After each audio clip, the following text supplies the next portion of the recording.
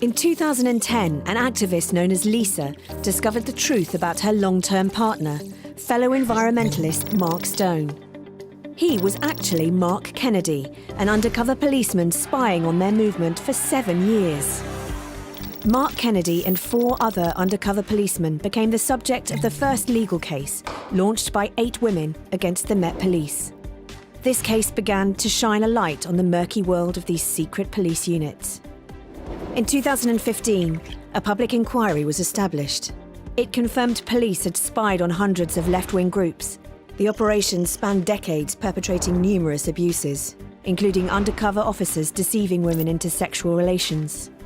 These relationships were no accident. They were a tactic. One of the women, Kate Wilson, was able to take the police to court for breaches of her human rights. Kate argued the officers deceiving women weren't the only bad apples. The abuse was systemic and went right up the chain.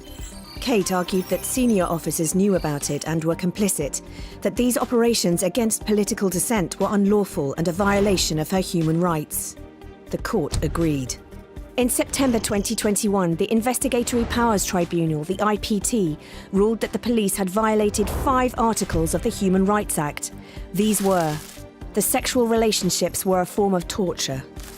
The police violated the right to a private and family life. The police were guilty of sexist discrimination, and the operations violated the right to protest. The presence of Mark Kennedy and at least 5 other undercover officers in Kate's life was ruled unlawful and was not necessary in a democratic society.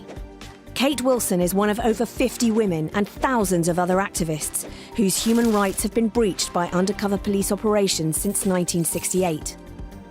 This wrongdoing must be exposed and acknowledged by the public inquiry into undercover policing. It must never happen again. We're still fighting for truth and justice. We still want our files.